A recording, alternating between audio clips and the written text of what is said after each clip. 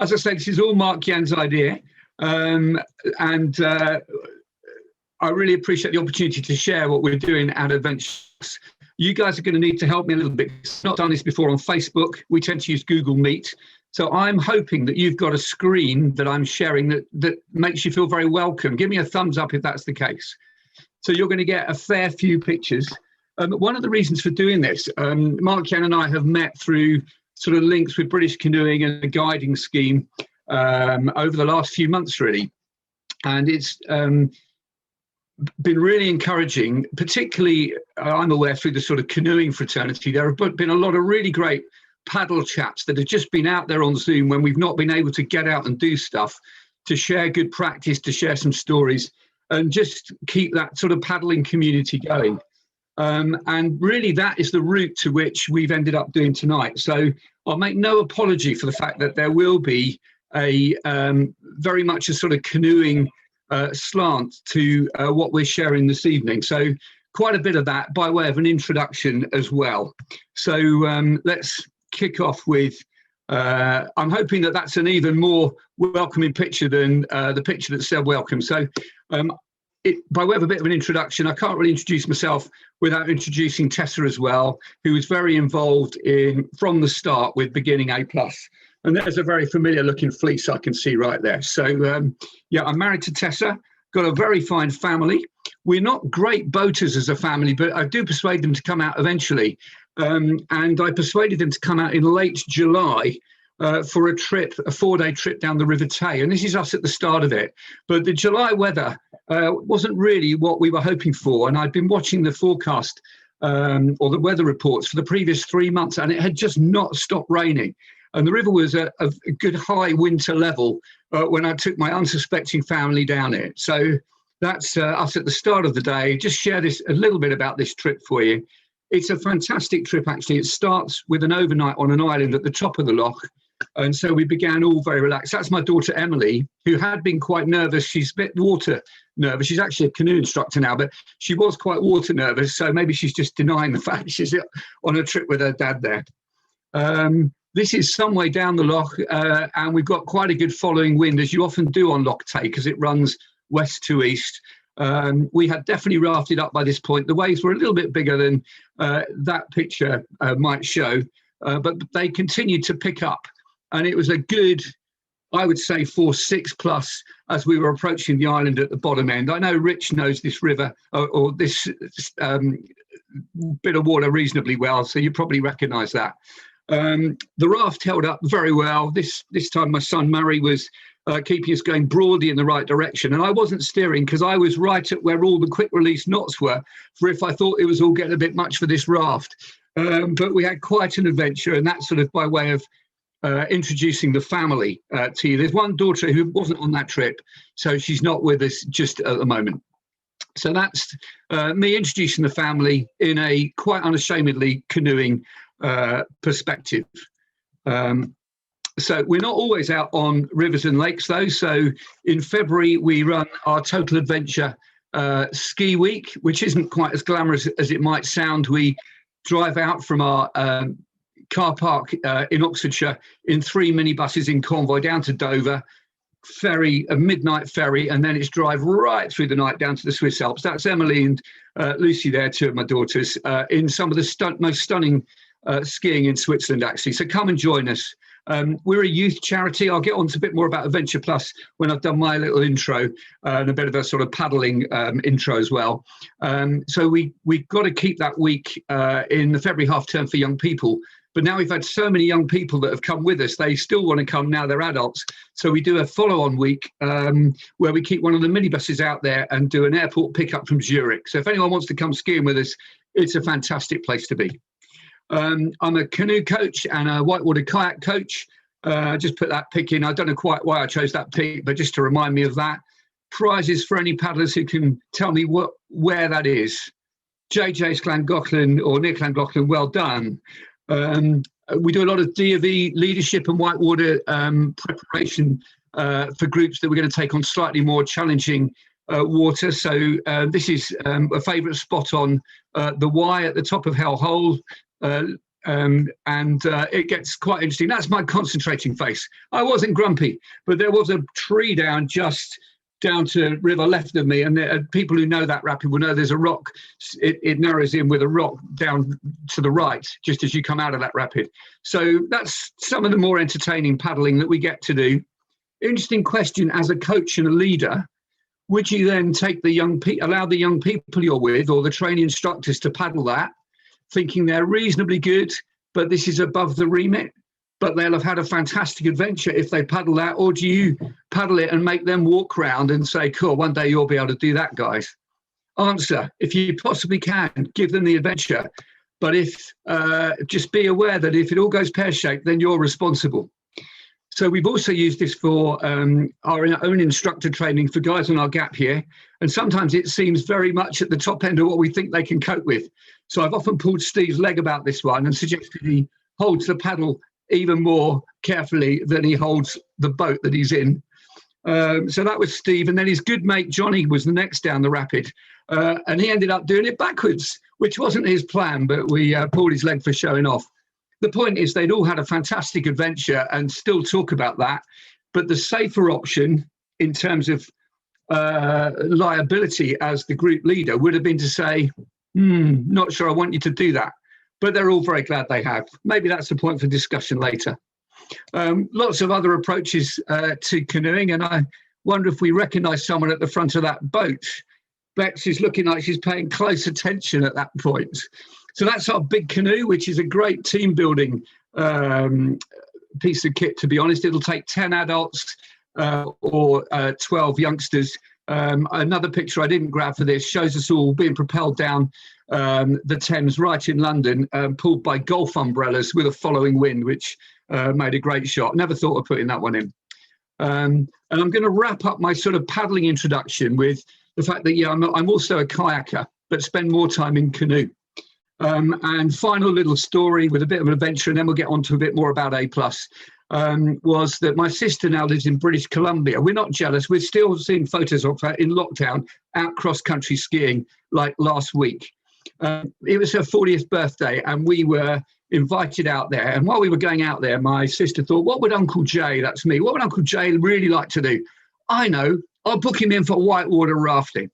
And we'll book Murray, my son, in age 12. So that's Murray. Helmet set there says it all. It's a big adventure. They're about to go into the biggest commercially rafted rapid in British Columbia. But I thought, I'm not going in a raft. I'm a kayak whitewater coach. I'm going to ring him up and say, now listen, it's John Cox here from Oxford. I think you should lend me a kayak and I'll paddle that. So I honestly thought that if anyone rang me and said, look, I want to do that grade 4 rapid in Scotland with you, I want to see their paddling before I let them go get on the river. But Candice in British Columbia just said, well, sir, I'm sure that'll be fine. Just show up the night before, select your boat, sign the form in 3 pages and have a great day.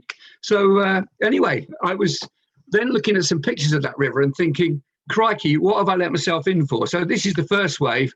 These are really pretty big rafts.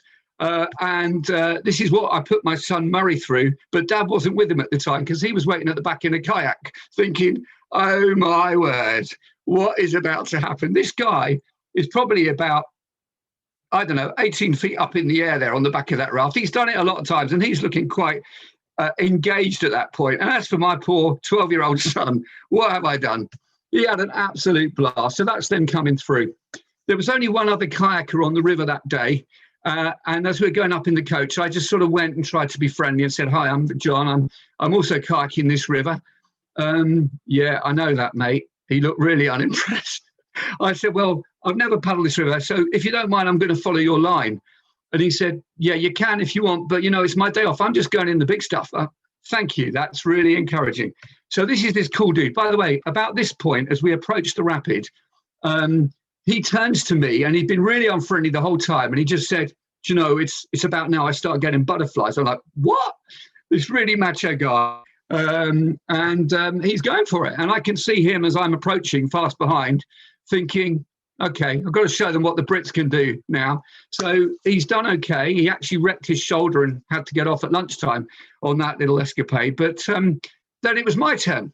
So within about 30 seconds, these are bigger waves than I've ever been on before. And then it suddenly goes really quiet. And I'm thinking, John, this was not the plan. A roll at this point, oh, I'm in that picture too, by the way. A roll at this point would be definitely in order. Do you remember that? Remember that one? So obviously I just pull a slick little roll and come out as if nothing's happened, but obviously that's happened right in front of the camera, but facing backwards. And I'm thinking, oh my word, what's next? Anyway, it was the biggest adrenaline rush I've had. That's my sort of humility intro to, you know, there's a lot of great stuff happening at A+, but it really is an adventure and things don't always go quite according to plan. But there we go. I far prefer, this is Loch Tay on a much less windy day than I did it with my family. This was the picture I showed my family to entice them to come on this loch with me. I prefer a more in control paddling environment where we can just enjoy the beauty of this wonderful world God's given us to enjoy. Even when there are challenges ahead, it's nice to feel a bit more in control. I've got Rich on my screen and Bex, and he's pointing. I'm wondering if he knows where that is. He's scratching a head. I've only paddled it a few times, so that's the highest volume waterfall in the country. That's down at what's it called? Campsie Lynn? Campsie Lynn, yeah. Is it? I never knew that. I knew that there's a lot of turbulence below it once you've gone down that tug of water, but I never knew it was the highest volume flow in the country. Beautiful. There we go. By final way of intro, I live in Oxfordshire. I'm a sea kayak BCU level 3 coach. I think I'm the loneliest sea kayaker in the UK. If anybody wants to join us for one of our canoe club intros to sea kayak camping weekends that we had put in for last summer, and we'd love to do when things open up, let me know, because I want some friends when I go out on the water. Great stuff. This is final intro. My daughter Anna, I haven't introduced yet. She's the only one in the family not shown, and here she is very sportingly joining an adventure race that we ran as a fundraiser. So that was biking, running and boating. So thanks, Anna, for joining us. That's all good. We really build this evening about sharing about the adventure, the work of Adventure Plus. So I'm going to move on straight into that. Unless anyone's got any sort of comment or questions or suggestions at this point, but I'm guessing not, because that's really just been an intro. And I'll grab a swig of coffee.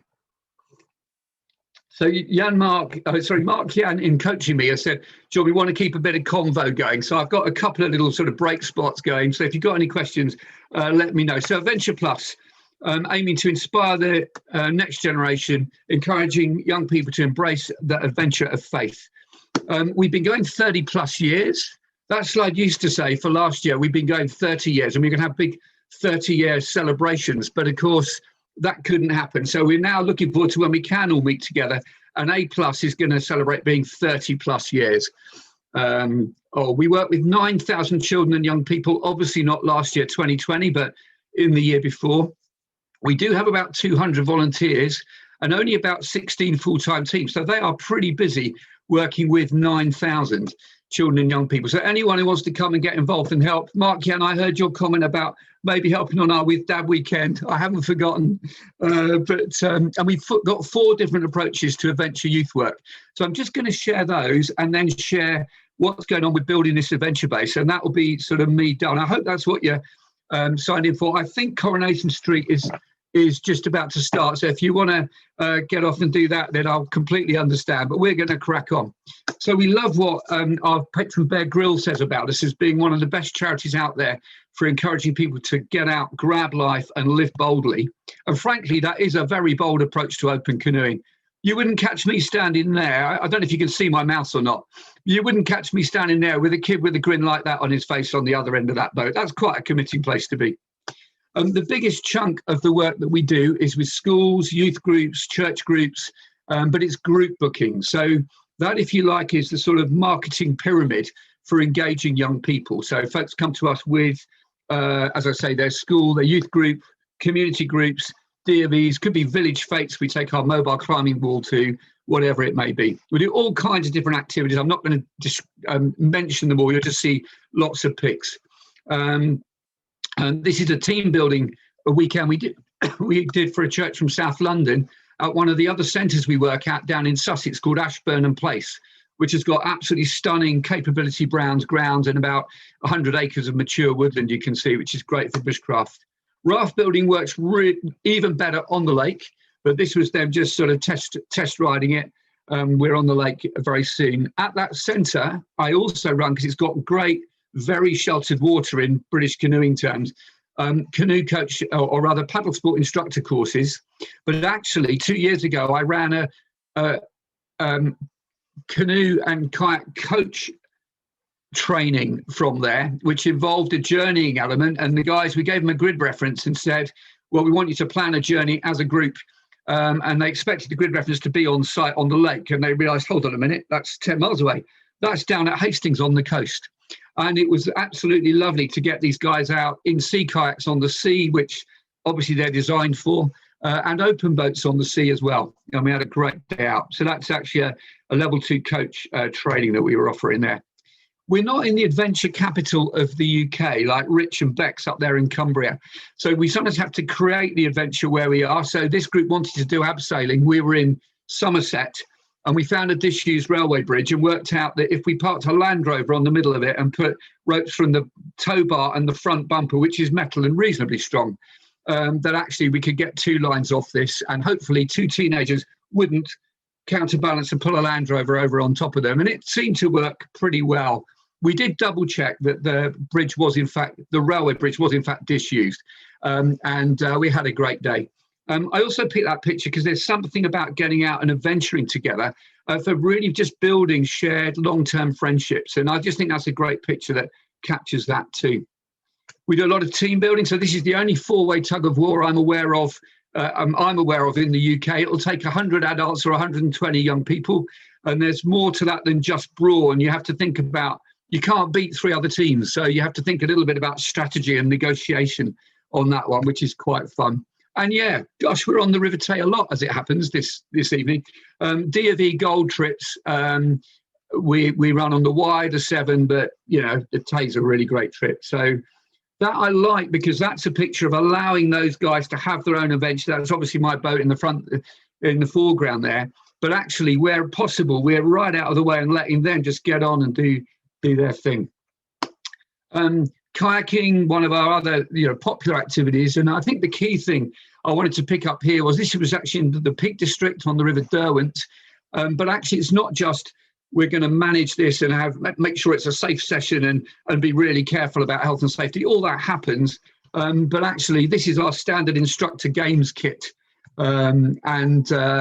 it's about just getting out and having a really brilliant time out, as I say, in the beauty of this wonderful world that God's given us to appreciate, enjoy, and look after. For school groups, we offer an evening talk from a Christian perspective. Our aim is to be a credible Christian witness in all we do. And this is JP, who used to run our gap year. And the theme for that year was obviously going on an adventure with God. And so, yeah, that's a typical evening of our school groups. We've got a specialist unit. So this is now our second approach to adventure youth work. Our specialist unit working with young people at risk of exclusion, young people referred to us by social services and so on. And you'll have to excuse the photo in the middle there, but I often include that one because parents often really worry about, oh, you're going to take them out on the lake and they might capsize and then they'll drown. And so I tend to show this picture and say, we're going to take them out on the lake and they will capsize and they probably won't drown, but they probably will capsize, relax. But the lake's deep. It's safer to capsize in deep water. So, I put that one in sort of on purpose. We have a creative approach to quite a lot of our adventure activities. That's the second unusual canoeing stance, or maybe the third that you've seen this evening, but that's an absolute trust activity. If you don't lean back at the same time, then you're both in the drink. So you've got to trust your mate as well. And I put this one in. Now, somebody mentioned Jed Yarnold earlier. So that is Jed sitting right there, who is an absolute expert in bushcraft. He's the only guy I know, which isn't saying much maybe, but he's paid by the Canadian military to go over to instruct the Canadian military in Arctic survival. So he must be pretty good at what he does. And he generously gave us 3 days of bushcraft to help us put our bushcraft program together. And I learned such a lot and had a great time. That's me learning at Jed's feet. I put that in because bushcraft we find is an absolutely brilliant strategy for taking young people into a low stress environment and just enjoy being out there in it and learning skills. And there's a trust element when we're teaching them to light fires. And then when we've known them for 3 or 4 weeks, we'll look at knife design and looking at using knives to whittle and to create some of the tools that you're seeing there, like the tripod over the fire. And of course, a number of the guys might come to us for 8 or 10 weeks, referred to us by social service or their pupil referral unit. It's a great opportunity to get to know them. And in terms of the sort of Christian testimony as well, you know, probably on about week 3 or 4, when they got to know our instructors a bit, and generally by the end of the time we got a fire going and there's hot chocolate and marshmallows coming out, and one of the cheekier guys will probably look across at one of our instructors and say, "You've got a good gig here, haven't you?" And I go, "Well, what do you mean?" "Well, paid good money to sit around and drink hot chocolate and eat marshmallows." And if it's one of our gap years, they'll say, "Well, no, we're not paid." What do you mean you're not paid?" "No, this is volunteer. This is a year for God. This is a gap year that we're doing with A+." "Well, what do you mean? What's God got to do with it?" And actually just an opportunity for our gap year to share why they're doing what they're doing on a very much a sort of one-to-one, genuine. It's not preaching, it's just, this is my story, that's why I'm doing this, giving a year to encourage people like you, because this, you know, that's at the heart of my Christian faith, is really powerful and very exciting. We love bushcraft. I'm going to move on. Does it work? Well, this is a quote from one lad, age 14, who was referred to us. This is a quote from his mum. I'll let you read it and have a swig of coffee.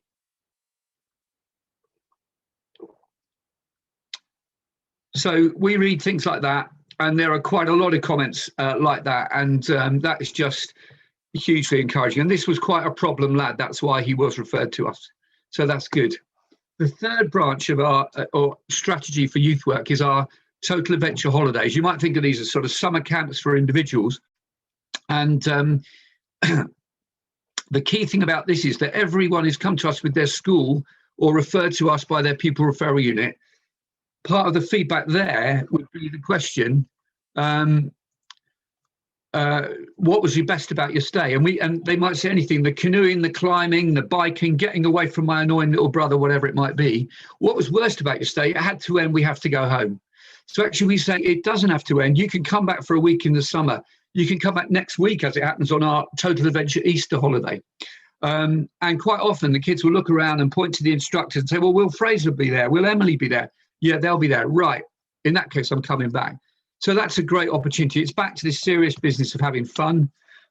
We love the fact that we got the kind of support where we can welcome children with quite severe, often additional needs. So Millie, who we see here at the top of our climbing wall, is blind and very nearly profoundly deaf. She was really nervous and tetchy when she first came because there were so many noises going on in that sports hall. And by day 3, she's right at the top of that climbing wall, which is just hugely exciting. And then we, as I mentioned earlier, have a Total Adventure Ski Week. Great to get young people who may never have had that sort of opportunity to get out in the beauty of the Swiss Alps. Guys, it's youth work. So obviously Wednesday we have Onesie Wednesday. It's brilliant because the Swiss just don't know what to make of us because they're so competent and everything's just right.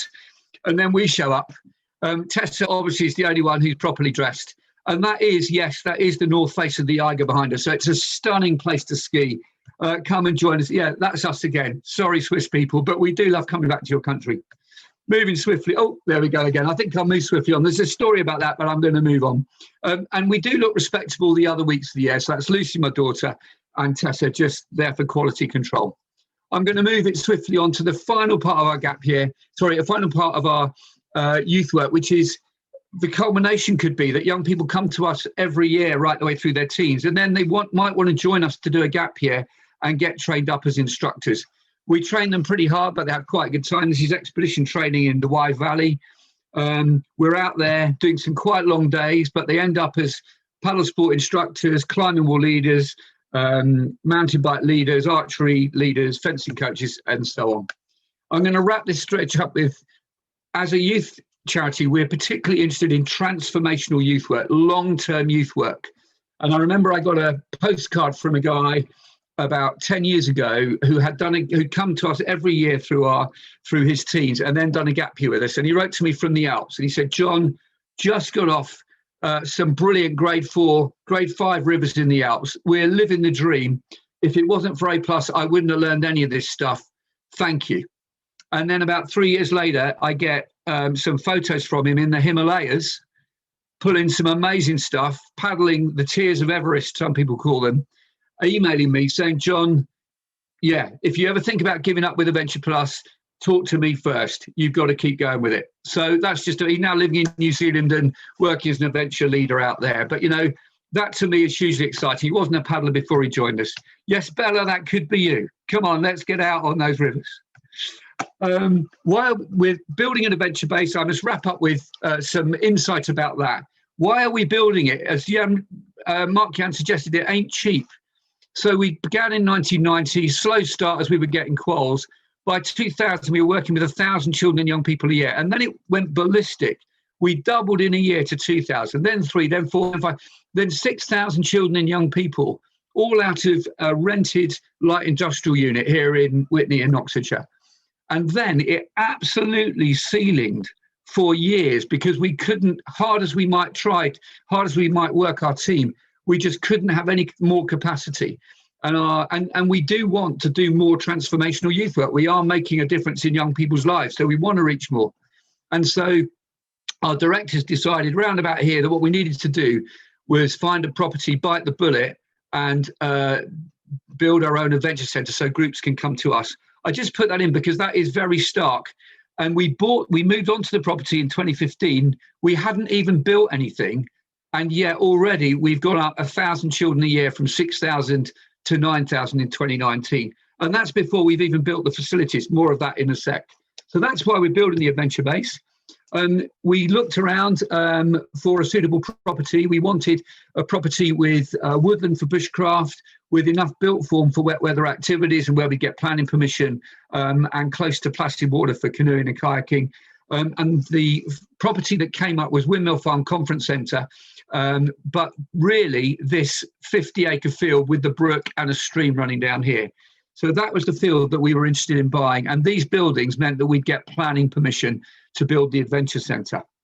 And so that was the plan. That's the field. This is the plan for the adventure base built on those buildings there with a yurt village there and so on. So just going to share where we're at with that at the moment. I haven't mentioned it, but in fact, Tessa and I started this game as youth workers right in the middle of London in Camden. And so we want to work with city young people, and we do work with city young people. The reason we're in Oxford is we want it to be 90 minutes from London and 90 minutes from Birmingham and Coventry. And so we coined this phrase urban country. There are some brilliant urban free sports like parkour, skating and scooting, BMX, but also bring young people out to the country to enjoy some of our sports. So we're definitely putting in parkour. BMX, of course, is now an Olympic sport. We've been offered funding for that. Skating and scooting, I'm going to race through it, but I could share something about an offer we've had of a skate park, which is amazing. The plan is to put on the only artificial coast steering facility in the UK, because you can't be further from the coast than we are. That's why I'm such a lonely sea kayak coach. But actually brilliant to do some sort of scrambling along the water and falling on a hot day and all that kind of stuff. So we're going to be putting some of that in. It's our own property. We can do what we want. So this was the best picture of a seal launch I could find on the web with 2 boats. Well, we could put one on for 12 or 20 boats. We can do what we like, basically. But we thought that might be a bit of fun. But before we did anything, we recognised we needed a bigger copse on site. So we already started planting trees. As soon as we moved there, we planted over 2,000 trees now, had companies come and do team building and donate 500 trees. We've had all kinds of characters come and plant trees for us. This man only had time to plant one, but he did bring a very shiny shovel. So that was good. And his oak tree is still going strong. Here's the plan. So the plan is to put in a yurt village. We're talking timber yurts, so they're cozy and useful all year round, for 48, so 8 in each in 4 bunks. And then we had a primary school that said, but we got a year intake of 70. What are we going to do? So we added some timber lodges here. And this ultimately will be a big communal hub, we're calling it. It's like a mega big yurt, but underground in the sense that the grass will come up on the top and that will be weight bearing. And that'll have 2 self-catering kitchens and youth lounges in as well, and more showers and loos. So we were thinking about yurts at the start, but more of that in a little while. This is that property again. You can see it's now been surveyed for us. One issue we've got is it's covered in power lines. There's a lot of answers to prayer that have needed to happen, but I don't have time to go into detail about all of those. But those are key because that's where we want to put our lake. These fields were put on the open market. That's the field I was talking about. Were put on the open market, and we couldn't afford to buy those as well. And a farming couple from up near Birmingham heard about what we're doing. They've got a Christian event centre on their farm, and they heard about what we're doing, and they came and saw this and said, if this is sold for housing, which it would have been, it would wreck the whole thing. We will buy this and rent it to you at a peppercorn rent. And when the rent came through, it's £1 a year. That's absolutely amazing. So as you can see with the contours, this is lower than that. So we now want to put the lake here.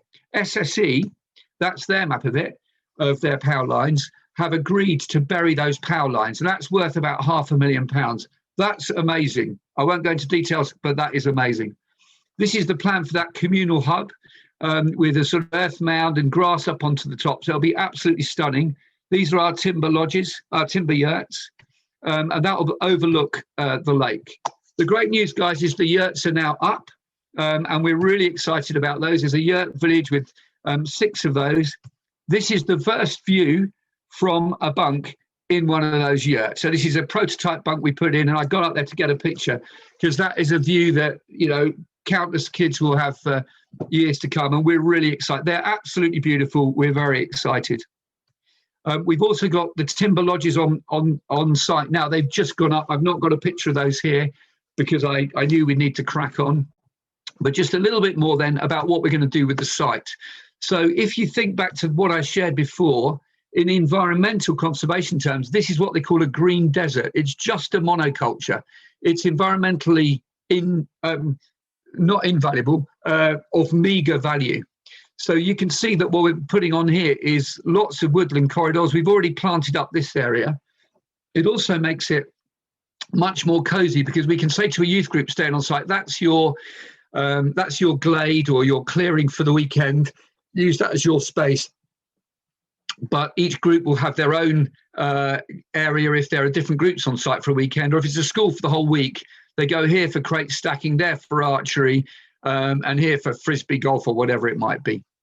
So I'm just going to move on into a little bit more detail because we're canoeists, aren't we, about what we're going to do with the lake. So very exciting. And we're probably in our last sort of 7 or 8 minutes, guys, of just sharing what we're doing here. Got a bit carried away. So lots of open water for open water swimming, canoeing, kayaking, supping. As a canoe instructor or a course provider, there aren't many very sheltered bodies of water actually on our end of the country. So this is going to be absolutely brilliant for paddle sport instructor courses. A boathouse, this is the coast steering wall, which as a climber, we know how frustrating it is if it's facing southeast at lunchtime, you don't get the evening sun. So we're wrapping it around to get the west evening sun as well. There are lots of children locally that have never been to the beach. It's just true. It seems amazing, but it's true. So we're going to bring the beach to them. And obviously, therefore, we've got to have beach volleyball, goes without saying. This is about 100,000 tons of spoil that we're going to pull up. And therefore, that has to stay on site. So that will become the hill. But before we put the hill on, we'll put a caving trail in underneath it. For evening road shows or performances or whatever for youth groups, stunning option for an amphitheatre there because we get amazing sunsets off to the west. I need to crack on, but I hope you'd like that. That's what we said to the Environment Agency, sharing what we're doing, and it's probably a little bit clearer. And they're loving it, and they're saying, yeah, crack on. So no problems from that point of view. That's a project for either next summer, if SSE have taken down this electricity line by then, or the summer after, but I'm really keen. Final thought, I was giving a talk recently and saying I'd love to put in some poured concrete climbing boulders, but they are super expensive. They're designed in such a way that they can be used not in supervision, so just in free time. And Boris has put them when he was Mayor of London across some of the parks in North London. And I finished the talk, and quite a frail chap in his 80s put his hand up and said, I'm very interested in your coast steering wall and your climbing boulders. Tell me a bit more. And I told him a bit more. I just thought he was interested. And he said, well, My name's Gordon Bendall, and I set up the company that pioneered this technology of poured concrete lookalike rock. My company is called Bendcrete, which climbers will know, and he lives in Abingdon, which Avra will know. And he's offering us 2 of these poured concrete boulders, which is just, I went to speak to a small sort of prayer breakfast of a very small church, and this guy just happened to be sitting there. He's now been out to the site and is so keen to get one of these on site. I mean, you know, mere coincidence, don't let it build your faith, as an American friend of mine reminds me. Isn't that super exciting? They also happen to do skate parks, and he's offered us one of those as well. You know, I just throw that in for good measure, but I must move on. Guys, we're hugely excited about what's going on.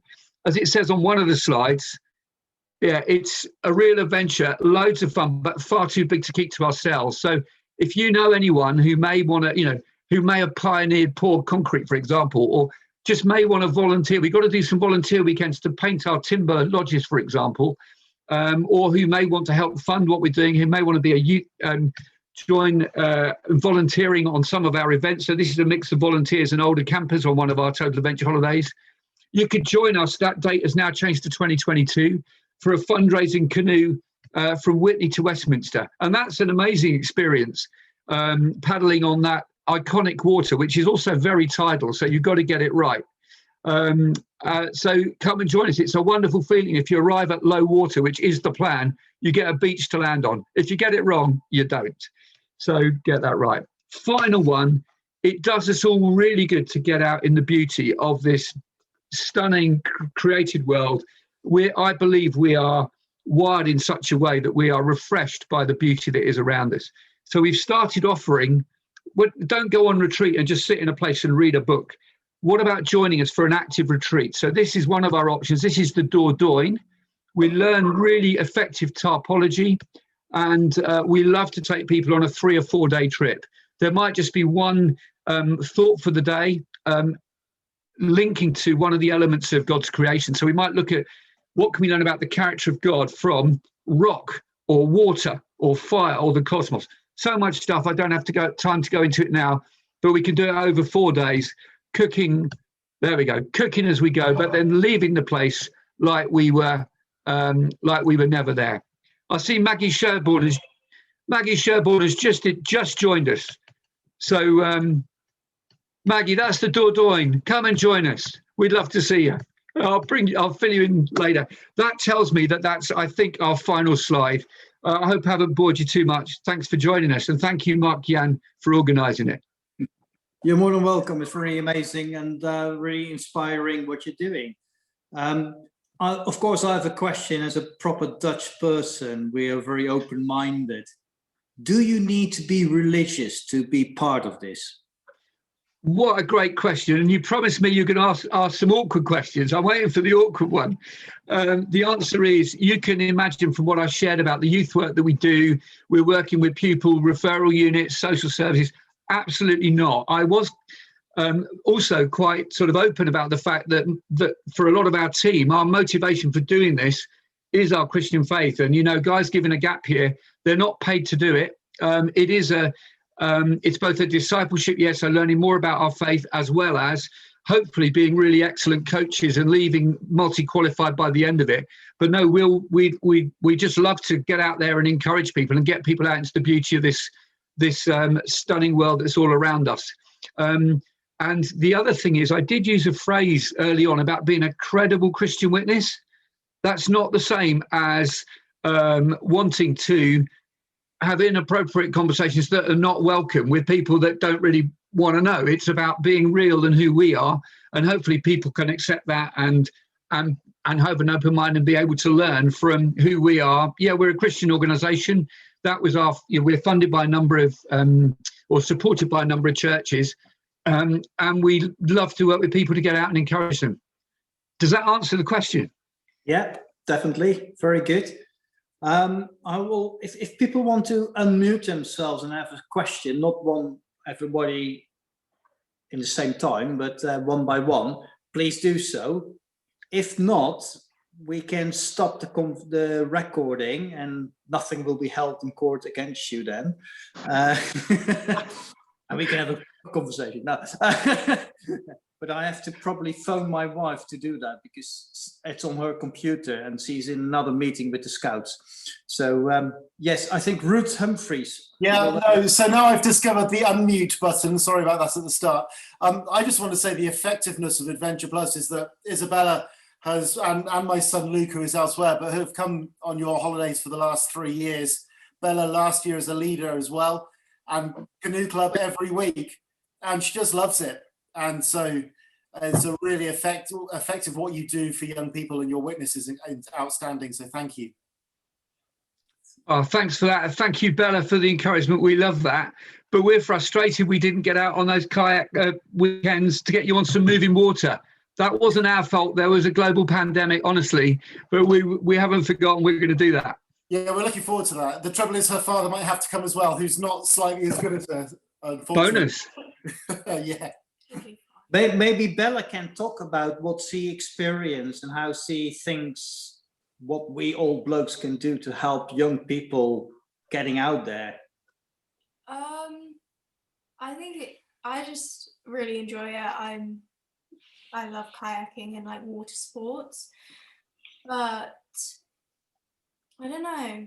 I feel like it's harder to get to my age without going through like a church organization or something, because we're not as, I don't know how you would say it, but I think it's really good. I enjoy it.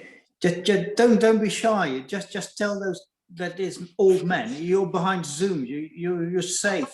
I can touch you. You just say. I have nothing to say. No, I think you'd rather put her on the spot. Yeah. A little bit. We need to know what we need to do or not do, because you're the one we need to learn from. Yeah, I like it as it is. I don't have anything. Yeah. I think having the so John, please don't take this the wrong way, but having the younger gap year students who are in that sort of relatable age to teenagers, and it's having those conversations away from parents and away from outside of school and all that sort of stuff, and in an environment that is totally alien to Bella for most of the week, and it's a great leveler, and you can have it whilst having fun at the same time. I think that's the most important thing. Cool. Thank you. Really good. Thank you for answering, Bella. I know I'm a bit harsh to you to say, tell me. Anybody else had any questions? I can't see anybody on my iPad. So if there's anybody, just unmute yourself and. Not a question. Hey, John. Okay. Oh. I'll make it. I can hear Nigel Everett is talking now, isn't that right? Yes, it's not a question. It's actually just a sort of further testimony, as it were, of the effectiveness of A+. I can't remember what year it was. It was one of the Whitney to Westminster's 13 or 15 where I was driving minibuses. And John will probably know what I'm talking about, a young lad who come in through pupil referral who was volunteering. And just hearing the difference it had made to his life, actually having, been down all the wrong roads, been put in by pupil referral, and he was then giving his own time to support the Whitney to Westminster. I think you probably know what I mean, John. I can't remember his name, and I wouldn't say it if I could. So. No, I do, absolutely. We were amazed that he got up really early, got up at 6 a.m. to get to join us on that first morning, which was very counter his normal life pattern. But I also remember a guy called Nigel Everett, who then the next year volunteered to do Whitney to Westminster in the front of a canoe. And there's not a lot of room in the front of a canoe, and Nigel's not the smallest guy I know. And you were in pain for a lot of that trip. And you said, look, never again. If in 2 years' time you hear me even mention I'm going to do another day of it, just remind me and stop me. And then 2 years later, you're up for it again. Oh, that's genius, Nigel. I'm definitely not doing it in 22, though. I'll drive a minibus, but I will not be in a boat. That worked then. Right, we've got a minibus driver. That's great. Thank you, Nigel. I think I just heard Mikey saying hello, and I'm thinking, is that the Mikey that I think it is? It is. It is. Old gap year. Hello, John. I was just saying, thank you for all the experiences you gave me as a youngster and went into Westminster. And also, just to say, are you aware of a charity-based organisation called Screwfix Foundation, who obviously help with building materials and things like that? Because I work at Screwfix and can assist in helping with applications if need be. Mikey, that's very timely. Very timely. We just had a meeting today looking at kitting out the toilets and showers blocks and so on. So yeah, that could be brilliant. Get in touch.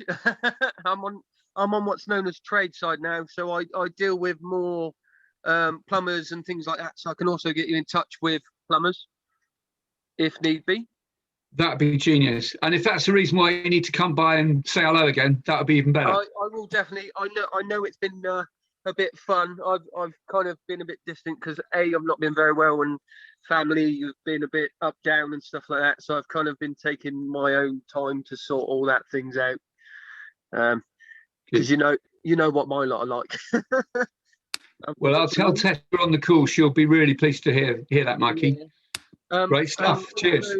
I would love to be a volunteer driver because I've got a vehicle that can tow as well. So if you need drivers towing and things like that, more than happy to. It's writing lists down there. Sounds very good, Mikey.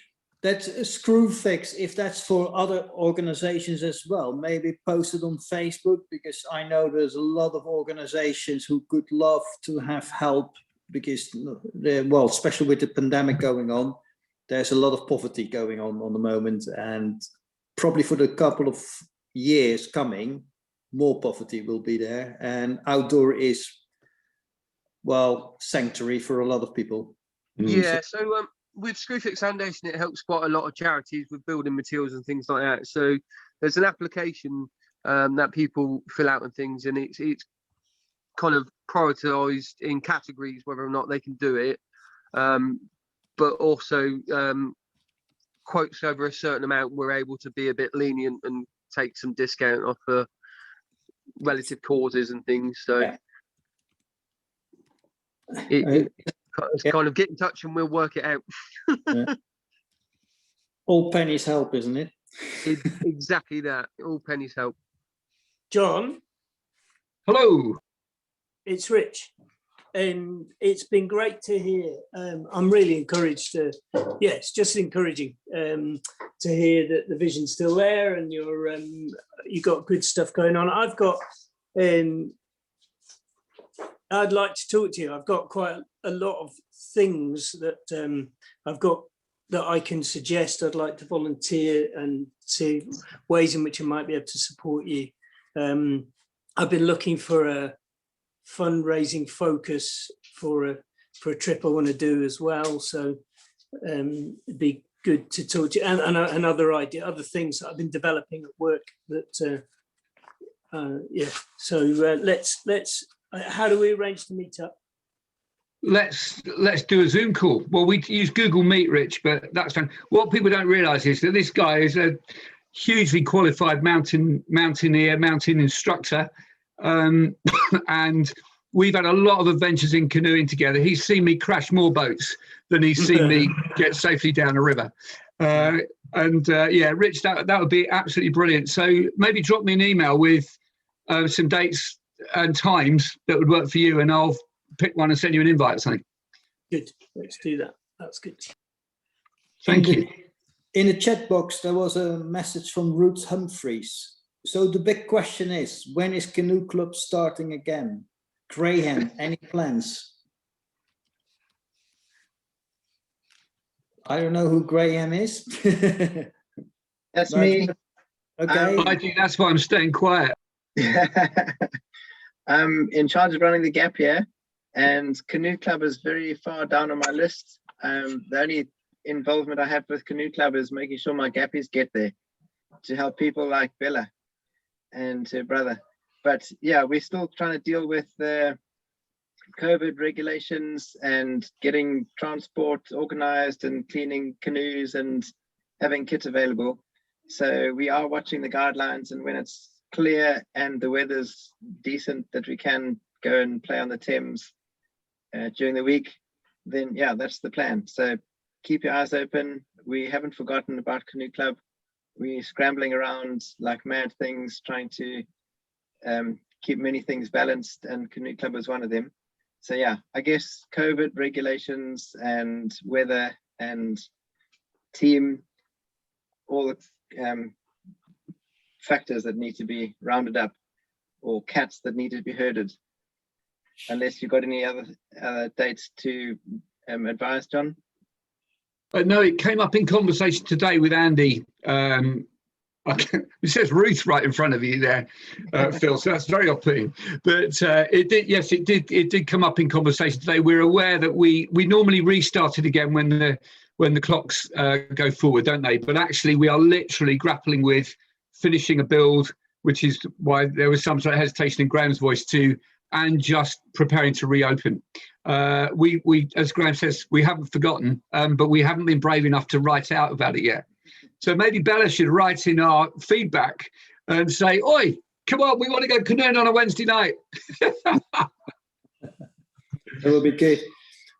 John, if you can stop sharing, then we can probably see everybody in a little big screen, so we can see everybody talking or not. Okay, Mike, you said a link into Screwfix, so everybody wants to do this. Click on that link, then you have everything you need. If Right. anyone needs advice on how to fill it out and things, just drop me a message. It does get a bit confusing. I am aware of that, but it will break it down even further. So if anyone needs a hand, just private message and I'll sort it out for them. Thank you. If people want to know something more about COVID, British Canoeing is advising people to use COVID officers. And actually on the Scottish website, there is a COVID training to become a COVID officer. If you give me an email or a message to me, I will try to find that link for you. As I'm absolutely rubbish with digital, don't ask me now, because suddenly you know you're not in the Zoom meeting anymore. So I'm happy to help and see what happens. Whether or not that's something that in the future you're thinking about doing. That's me done. Thank you, Debbie. Debbie. Great ideas there. Sorry to hear about that clavicle. But no, definitely. So in fact, the national governing bodies for a lot of the outdoor sports, I think, have become a lot more enlightened to that over the last, well, to be honest, 4 or 5 years. So in fact, you can do quite a lot of the entry-level leader or instructor courses age 16. And it used to be 18 if you're looking after. So we could certainly look at that. And I'd perhaps just ask if you felt able to drop us a line and say, you know, we think we've got a couple of guys that could do the mountain bike. We use mountain bike instructor award scheme, or the British Canoeing paddle sport instructor, or there are sort of levels up to that as well. We'd love to do it, and you know, it'd be a great half-term project or a Easter holidays project, but we sort of missed it for this Easter kind of thing. But we'd be really pleased to put that on. I bet Bella would be in the queue as well for paddle sport instructor. And she'd be great at it. So yeah, great stuff. We'd love to. You. If you drop me a line, I've got a reason. It won't just be another one of John's. Now what's John got us doing kind of thing. But you know, yeah, you've commented before that you'd love us to offer some actual courses and even some practical work experience opportunities as well. So yeah, Brilliant. Thank you so much. Yeah, exciting. Will do. The government bodies are even better. Like the British Canoeing has now a safeguarding course for 16 and 18 years. So there's a special course for 16 years and 18 years old boys and girls to attend to what is safeguarding. So they can do the job. So I think they start learning now more that everything comes from themselves and not up, down all the time. People need to do from inside and not told by other people. So that's something to look at, and it's online even, so they don't have to travel. So That sounds great. Yeah, and it's not Thank even, you. I think it's a couple of 20, 30 quid or something. So it's not really expensive. Fantastic. Thank you for that. You're welcome. Any more questions? Then I will ask my Vicky to turn off the recording, and we can talk whatever we want to talk. Mark-Jan, I've got one question. I mean, you're an absolute canoeing expert, and I know Rich is, Well, and obviously Graham is because he runs our gap year, and Mikey is because he's done a gap year with us, and Roger C is, although he's keeping very quiet because he's a member of our canoe club. But a question for all of us: how many young people can you put in a 17-foot open canoe before it sinks? So that's the sort of final question. You suggested we might have time for questions. I thought nobody would have any, so I had one up my sleeve. I know we attempted it once, and it was quite a lot of numbers. Yeah. Or we did the Jack Sparrow thing. I think it was. I'm trying to remember which pond it was, and we got quite far out in the lake until John turned around and said, "We need to go back now because we're I quite reckon deep." 30. Oh, Avril's actually putting her name to a number. Did you say 30? Yeah, 30. I want to be there when you try that, Avril. I'm going to have my camera ready. In your I'm big going for one. 10. In I'm the going big for one. 10, but it depends on the specifics of the design, John. Yeah, I've got, well, and the people. I haven't even said are they spindly 8-year-olds or porky 15-year-olds, have I? But you guys between you, let's take the average, and you got it in one pretty much. It was 19 when we first bought our Old Town's 174s. We thought we'd give it a go on a summer's afternoon. Final little story then. So we ended up with 19, and there was no freeboard. So absolutely, it was very controlled. I was kneeling for hours worth to stop the darn thing rocking, and then some bright spark near the back decided to rock the boat. So the whole thing actually did sink. So that was 19, therefore 20, I reckon. Unfortunately, that was a lot of fun on a summer's afternoon until somebody started panicking and gasping for breath. Yes, we had health certificates and all that. Again, my breathe box, I can't breathe. And we thought, oh gosh, so she's asthmatic, hasn't told us, where's your inhaler? So we stopped messing about, which we have been doing, got her on the bank, and she calmed down and said, right, where's your inhaler? What are you talking about? Your breathe box. She said, oh, no. My new Reeboks, they were getting wet. So we chucked it back in the river and carried on. So, but I can tell you that it was 20 before the boat sank. So, yeah. How many did we get in the stack? Do you remember the canoe stacks that we used to do on the lakes? Yeah, how many boats high, do you mean? Yeah. It was a fun seal launch off the top. Yeah, I think memory is going to haze that for me, but I'm sure we got 4 high.